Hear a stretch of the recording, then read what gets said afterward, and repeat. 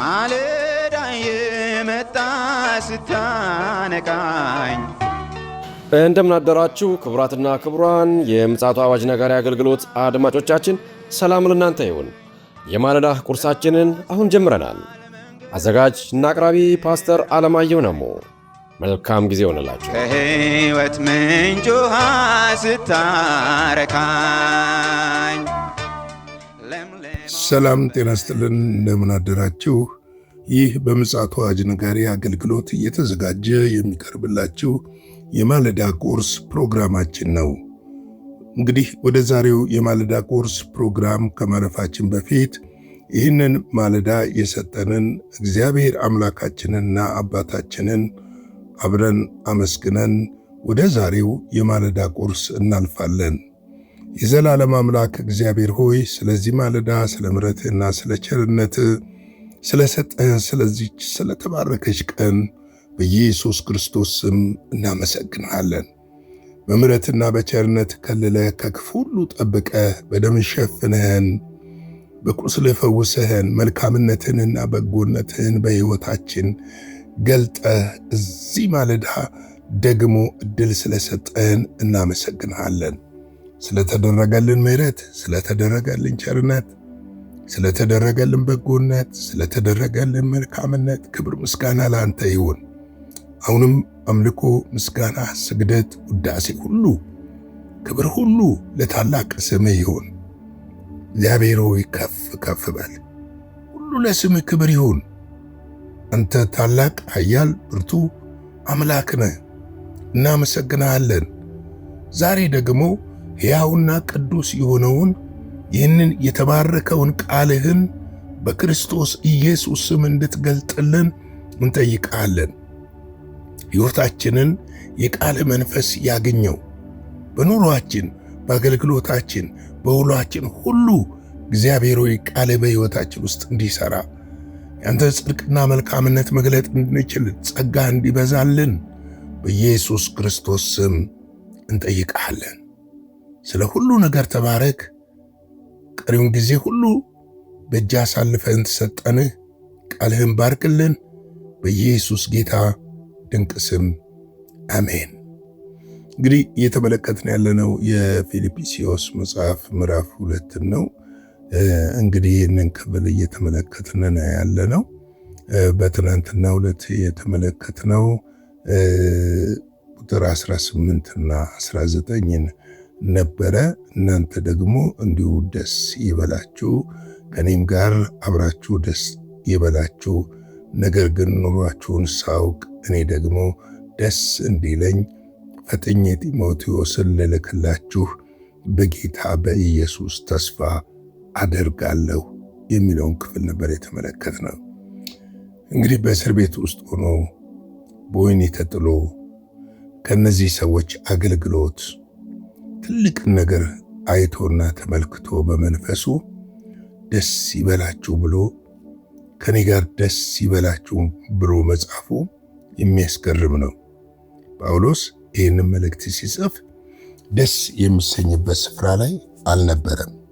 የሚያስደስትም ነገር በስጋ ዓይን ሲታይ በአካባቢውም በዙሪያውም የለም። ነገር ግን የተመለከተው እርሱ በውስጡ ያለውን የክርስቶስን ኢየሱስ ደስታ ነው። በእስር፣ በመከራ፣ በስደት፣ በምንም ሁኔታ ውስጥ የማይለወጠውን ያንን ደስታ በውስጡ አዝሎ ስለነበረና ይህንን ደስታ ነበረ እየገለጠላቸው ያለው። ለዚህ ነው እሱ በጌታ ደስ ይበላችሁ፣ ደግሜ እላለሁ ደስ ይበላችሁ የሚለው።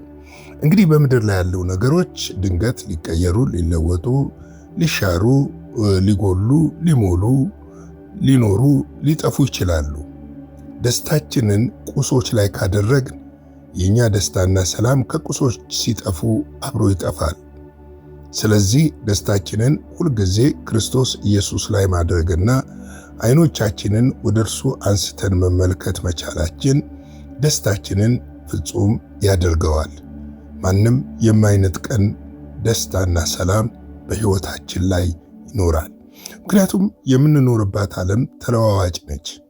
ዛሬ የሞላለት ነገ ላይሞላለት ይችላል።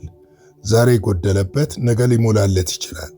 ከጎደለውና ከሞላው ጋር ስንመላለስ እንዳንኖር ማድረግ ያለብን ደስታችን ዘላለማዊ የሆነ የማይለወጥና የማይቀየር በእኛ ሕይወት ውስጥ ታላቁን ሥራ የሠራውን በክርስቶስ ኢየሱስ ላይ ማድረግ የበለጠና የተሻለ ነው ማለት እወዳለሁ።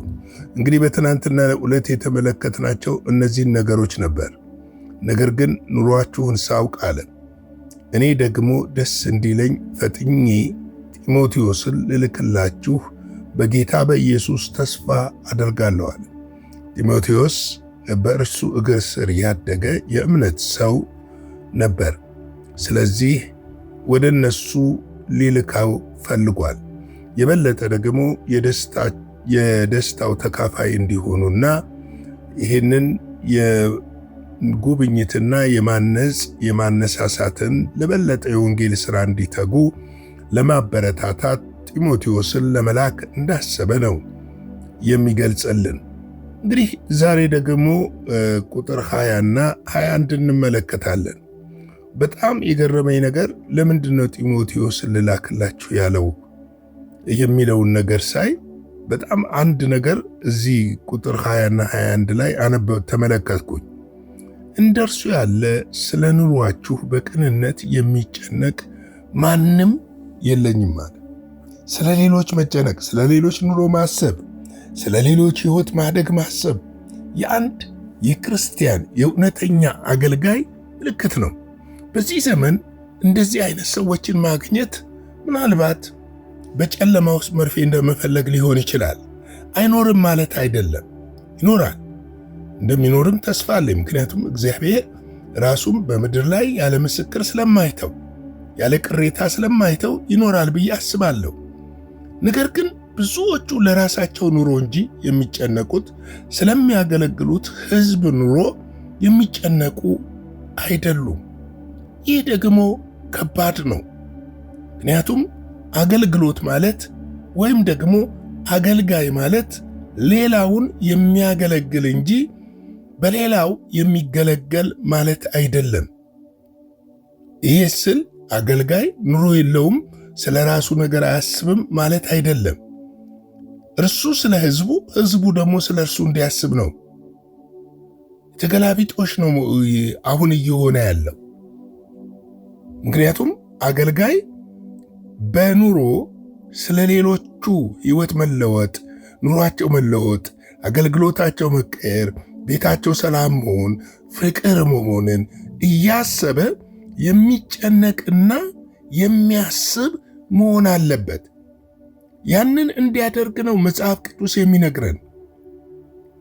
ለዚህ ነው ጌታ ኢየሱስ ክርስቶስ እኮ በመጨረሻው ሰዓት እግራቸውን ሲያጥብ እናንተ መምህርና ጌታ ትሉኛላችሁ፣ እኔ ግን እንዲህ ነኝ። ይህንን እርስ በራሳችሁ አድርጉ፣ ከእኔ ተማሩ አላቸው። ትልቅ ትምህርት ነው። ዝቅ ብሎ ስለ ሌሎች ማሰብ፣ ስለ ሕዝብ፣ ስለ መንጋ የሚያስቡ እረኞች ካሉ እንዴት እግዚአብሔር የባረካቸው ናቸው። ምክንያቱም በእግዚአብሔር ፊት ታላቅ ነገር ይጠብቃቸዋል። የት ጠፋ፣ የት ወጣ፣ የት ገባ የሚሉና የሚፈልጉ ስለ በጎቻቸው የሚጨነቁ እረኞች፣ ስለ በጎቻቸው ኑሮ የሚጨነቁ መሪዎች እዚህ ዘመን ካሉ እንዴት ዕድለኞች ናቸው! እግዚአብሔር ይወዳቸዋል። ምክንያቱም ብዙዎች በቤተ ክርስቲያን የሚመጡት የሚያገለግሏቸውን አያውቋቸውም። የሚያውቁት በእነሱ ዙሪያ የተሰበሰቡ ወይም ገንዘብ ያላቸው ወይም የእነሱን አድናቂዎች እንጂ ስለ ሌላው ስለ መንጋው የማይጨነቁ ተኩላ እረኞች እንደተነሱ ስለማቅ ነው። ተኩላ እረኞች የበግ ለምድ የለበሱ ግን በግ ያልሆኑ ማቴዎስ 7:15 ላይ እንደሚገልጻቸው አይነት ተኩላዎች ስላሉ ነው። ስለዚህ ነው ጳውሎስ ሌላ አላገኘሁም አለ። እርሱ ነው ስለ እናንተ ስለ ኑሯችሁ በቅንነት የሚጨነቃል። በቅንነት የሚጨነቅ የሚያስብ እሱ ነው ስለ እናንተ መለወጥ፣ ስለ እናንተ ሕይወት፣ ስለ እናንተ ኑሮ። በጣም የሚገርም አባባል ነው። ስለዚህ አገልጋይነት፣ መሪነት ስለ ሌሎች መኖር ነው። ስለ ሌሎች ራስን አሳልፎ መስጠት ነው። የሌሎች ሕይወትና አገልግሎት ኑሯቸውና ቤታቸው ሕይወታቸው እንዲቀየር እንዲለወጥ ስለ እነሱ መማለድ፣ መጮህ፣ መመከር፣ ማስተማር፣ ደቀ መዝሙር ማድረግ፣ ለክርስቶስ ኢየሱስ ምጽአት ማዘጋጀት ናቸው እንጂ ራሳችንን የምናደላድልበት አይደለም። ለዚህ ነው ጳውሎስ ቁጥር 21 ላይ እንደዚህ ብሎ ይናገራል። ሁሉ የራሳቸውን ይፈልጋሉና የክርስቶስ ኢየሱስን አይደለም ይላል። የማንን ይፈልጋሉ? የራሳቸውን። ክብር ቢሆን ለራሳቸው፣ ዝና ቢሆን ለራሳቸው፣ ስም ቢሆን ለራሳቸው፣ ስለ ክርስቶስ ኢየሱስ ምንም አይመለከታቸው። ነገር ግን መስሎ ለመታየት ሆኖ ለመገኘት ሳይሆን መስሎ ለመታየት የክርስቶስ ኢየሱስን ስም ይጠሩታል። ስለ ክርስቶስ የሚቆረቆሩ ይመስላሉ፣ ግን የሚፈልጉት የራሳቸውን ይፈልጋሉና የክርስቶስ ኢየሱስን አይደለም ይላል። አይደለም፣ የሚፈልጉት የራሳቸውን ነው። ለዚህ ነው በዚህ ዘመን አገልግሎትን እንደ ንግድ፣ እንደ ቢዝነስ የምናይበት ትልቁ ምክንያት ብዙ ሰዎች አገልግሎት የኃይል ይመስላቸው ይችላልና እናንተስ ይሉናል። አንዳንድ ጊዜ ከኛ ብሳችሁ አይደል እንዴ ይላሉ። ተኩላዎች የሚያደርጉትን ነገር ተመልክተው ስለ መንጋው የማያስቡ ተኩላዎች፣ መንጋውን ሸልተው መብላት የለመዱ ተኩላዎችን ተመልክተው። ወገኖቼ ቤተ ክርስቲያን ግን እንዲህ አይደለችም። ቤተ ክርስቲያን፣ እውነተኛይቱ ቤተ ክርስቲያን የፍቅር፣ የሰላም፣ የምህረት፣ የቸርነት፣ የጽድቅ፣ የእውነት ተምሳሌት ነች። እነዚህን በመግለጥ የታወቀች ነች።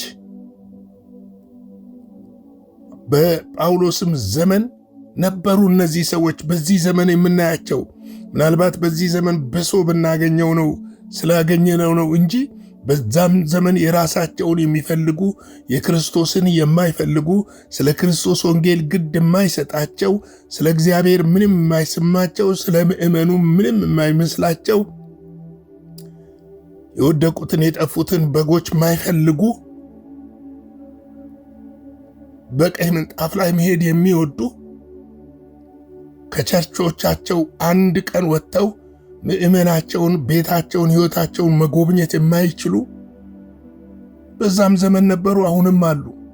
ወደፊትም ክርስቶስ እስኪመጣ ድረስ ይሄ ነገር ሊጨምር እንደሚችልም ማሰብ ያስፈልጋል። ምክንያቱም ብዙ ሐሰተኛ አስተማሪዎችና መምህራኖች በምድር ላይ ስለሚነሱ ምልክትም ስለሆነ ይህንንም ማሰብ አስፈላጊ ነው። ለዚህ ነው ጳውሎስ ጢሞቴዎስን የሚልክበትን ምክንያት ሲናገር ስለ ኑሯችሁ በቅናት የሚጨነቅ ማንም የለኝም፣ እንደርሱ ያለ ማንም የለኝም።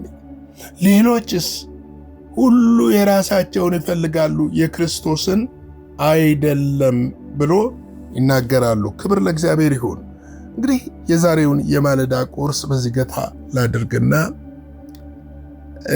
ላይክ፣ ሼር፣ ሰብስክራይብ እያደረጋችሁ ይህንን አገልግሎታችንን እንድደግፉ እንዲሁም ደግሞ በእግዚአብሔር ባሳሰባችሁ በገንዘባችሁ እኛን ማገልገል ልባችሁ ከሞላና ደስ ካላችሁ በልባችሁ እንዳሰባችሁ እንዲሁ በስክሪኑ ላይ በምታዩት አካውንት እኛን አገልግሎታችንን መደገፍና ማበረታታት ትችላላችሁ። ጭር ጸሎት ልጸልይና የዛሬውን የማለዳ ቁርስ በዚህ ልግታ።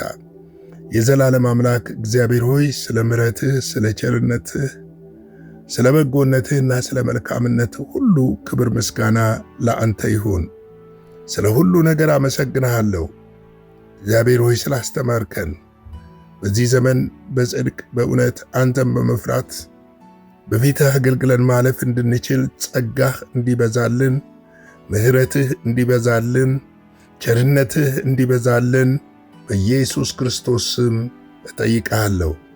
እግዚአብሔር አምላኬና አባቴ ሆይ ወገኖቼን እንድትረዳቸው፣ አቅም እንድትሰጣቸው፣ ብርታት እንድትሰጣቸው፣ ጉልበት እንድትሆናቸው በኢየሱስ ስም እጠይቅሃለሁ።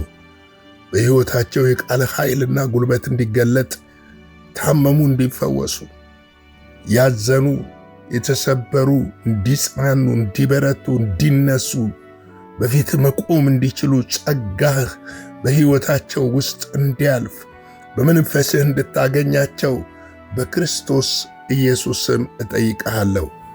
ሁሉ ለስምህ ክብር ይሁን። ይህንን ቀን ባርክልን፣ ከክፉ ሁሉ ጠብቀን፣ በደምህ ሸፍነን። ሁሉ ለስምህ ክብር ይሁን። በኢየሱስ ክርስቶስ ጌታ ስም አሜን።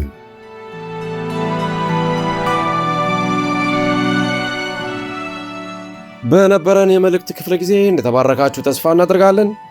በነገው ማለዳ በሌላ ዝግጅት እንገናኛለን። መልካም ቀን።